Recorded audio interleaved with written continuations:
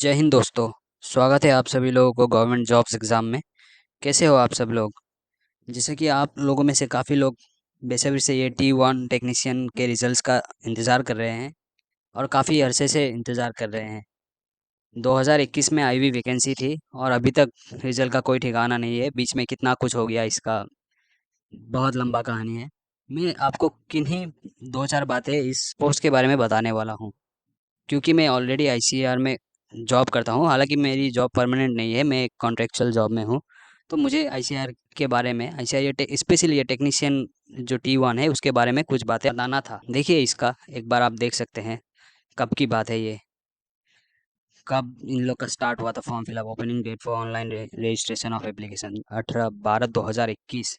आज है आपका जुलाई 2023। इतने सालों तक ये वैकेंसी अभी तक फिलअप नहीं हुई है। बहुत ही दुखद भरी बातें हैं ये।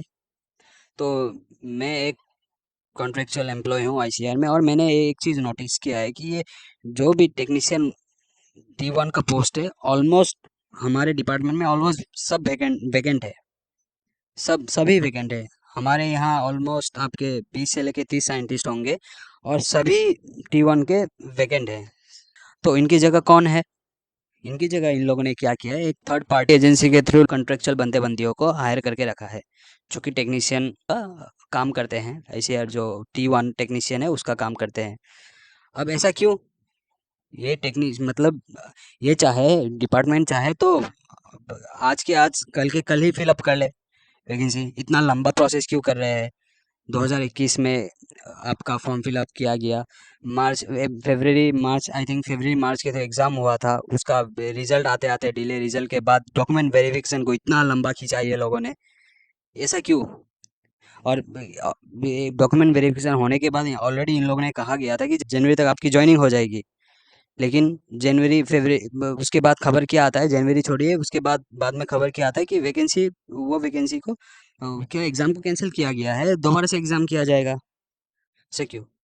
तो ये ऐसा नहीं कि जॉब्स नहीं है, जॉब्स बहुत जॉब्स है दोस्तों। मैं अपना डिपार्टमेंट के बात बात कर रहा हूँ कि साइंटिस्ट का असिस्ट करने वाला काम है, जो कि टेक्नीशियन का है। जो साइंटिस्ट के जो असिस्टेंट होते हैं, वो है टेक्नीशियन का जॉब। लेकिन इसमें क्या है, दूसरे किसी बंदे को थर्ड पार्टी के थ्रू कॉन्ट्रेक्चुअल में रखा गया है। और ऐसा क्यों किया गया है? क्योंकि अगर अभी एक परमानेंट बंदे को उधर रखा जाता है, तो उसको सारे गवर्नमेंट एम्प्लॉय को जो अलाउंसेस दिया जाता है वो अलाउंसेस देने पड़ेंगे, प्लस उसका सैलरी ऑलमोस्ट 30,000 से ज़्यादा होगा, वो सब देना पड़ेगा।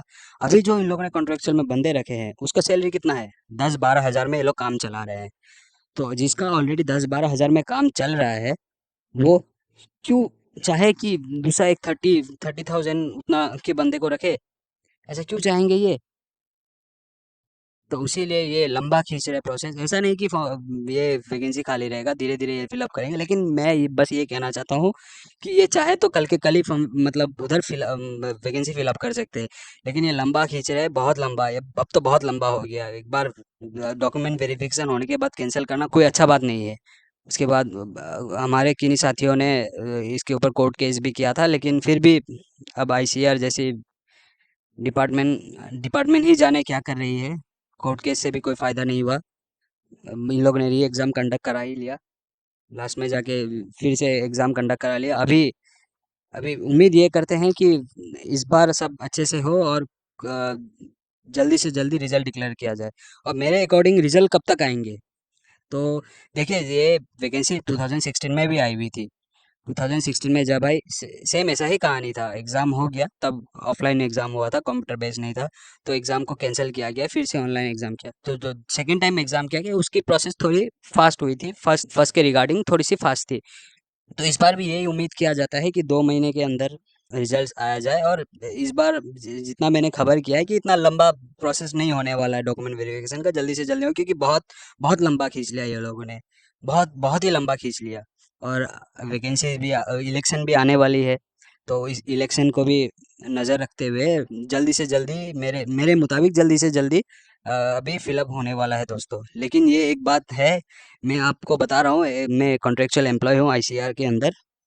और मैंने ये देखा है कि मैंने पहले ही जाके, मैं जब आईसीआर में गया था, मैं पहले ही टी1 के बारे में देख रहा था, जो कि जो पहले 2016 में हुए आए थे इधर आईसीआर टी1 के जॉब में, वो ऑलरेडी आपका टी2 में प्रमोट हो चुके हैं। ऑलमोस्ट सभी टी1 से कोई टी2 में प्रमोट हो चुका है, कोई टी3 का एग्जाम देके ऊपर चला जा चुका है। टी1 का मैंने टी1 में एक भी बंदे को नहीं देखे, पूरे डिपार्टमेंट में टी1 में एक भी बंदा नहीं है। उसके जगह में इन लोगों ने कॉन्ट्रेक्चुअल बंदों को हायर करके रखा हुआ है। 10-12 हज़ार का सैलरी है। मैंने जब उनको पूछा भाई कितना है आपका सैलरी, 10-12 हज़ार में, तो ये अब इन लोग के जगह में किसे होना चाहिए था? टी1 वाले बंदों को होना चाहिए था, जो हम और आपके जैसे बंदे एग्जाम दे के वो होने वाले थे। लेकिन पता नहीं क्या है, फंड का प्रॉब्लम है या क्या है। अब एक परमानेंट बंदा आने से तो उसको मेडिकल अलाउंसेस, एचआर है, सैलरी वगैरह सब देना पड़ेगा। उसके उसके मुताबिक इन लोग का कम में काम चल रहा है, उसलिए शायद ये लोग लंबा खींच रहे हैं, काम चला रहा है। लेकिन ऐसा अभी ज़्यादा नहीं होगा। हालांकि बहुत पूरे इंडिया के हर डिपार्टमेंट में बहुत सारे ऐसे कॉन्ट्रेक्चुअल एम्प्लॉय है। अभी इन लोग को 600 या कितना रिवाइज हुआ था वैकेंसी, 800 आई थिंक समथिंग, उतना फिलअप करना है, उतना तो कर ही लेंगे। अभी उम्मीद करते हैं कि जल्दी से जल्दी टी1 का रिक्रूटमेंट हो जाए और हम सब लोग को खुशखबरी मिले। बेस्ट ऑफ लक दोस्तों। मैं भी आप लोग जैसा ही बंदा हूँ जिसने एग्ज़ाम दिया था, मैं भी उसी उम्मीद में हूँ। जब मैं अंदर जाके टी1 के जब मैं आईसीआर के अंदर जाके देखा तो मुझे ये कहानी पता चली, इसलिए मैं टाइम निकाल के थोड़ा आप लोग के साथ शेयर करना चाहता था, इसलिए आज मैं आप सबको ये बातें बता रहा हूँ। थैंक यू दोस्तों। एजेंसी। तो अभी लास्ट में मैं आपको एक्सपेक्टेड कट ऑफ के बारे में बताने जा रहा हूँ।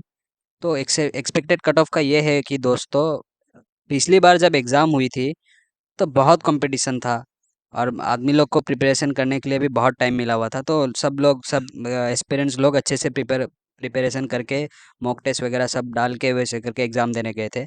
और तब आपको पता है कि कितना आपका टफ था एग्ज़ाम, कितना पेपर टफ था, पेपर का लेवल कितना हार्ड था। तो इस बार जब दोबारा एग्ज़ाम हुई तो इतना टाइम भी नहीं मिला, बहुत जल्दी जल्दी एग्ज़ाम कंडक्ट कराया गया। और जो पहले, और उन्हीं का वही एग्ज़ाम दे सके जो पहले ऑलरेडी एग्ज़ाम में बैठ चुके हैं। और उनमें से कितना बंदों का दूसरा किसी डिपार्टमेंट में सिलेक्शन हो गया। ऐसे बहुत सारे बंदे अलग अलग जगह में ज्वाइन हो गए, कोई स्टेट वाले जॉब में ज्वाइन हो गए, कोई सेंट्रल में ज्वाइन हो गए, कितने सारे एनटीपीसी में ज्वाइन हो गए, कितने ग्रुप डी में ज्वाइन हुए। अलग अलग डिपार्टमेंट में अलग अलग लोगों का ज्वाइनिंग हो चुका है। तो जब इस बार एग्ज़ाम में बंदे लोग बैठे हैं तो ज़्यादा प्रिपरेशन के साथ भी उन लोग एग्ज़ाम नहीं दे पाए और आपका अटेंडेंस भी बहुत कम था। और जहाँ तक मुझे खबर मिली है, मतलब मैक्सिमम एस्पिरेंट्स लोग ने 50 से 60, किन्हीं लोगों ने 70 इतना अटेम्प्ट किया है। तो एक्सपेक्टेड कट ऑफ आपका, आप पकड़ लीजिए, 60 के नीचे ही रहने वाला है। तो जिन किन लोगों ने भी 60 से ज़्यादा अटेम्प्ट किया है, 60 आ रहे हैं आपके, 60 से नीचे हो, मैक्सिमम लोगों का अटेम्प्ट 50 से 60 तक का ही था।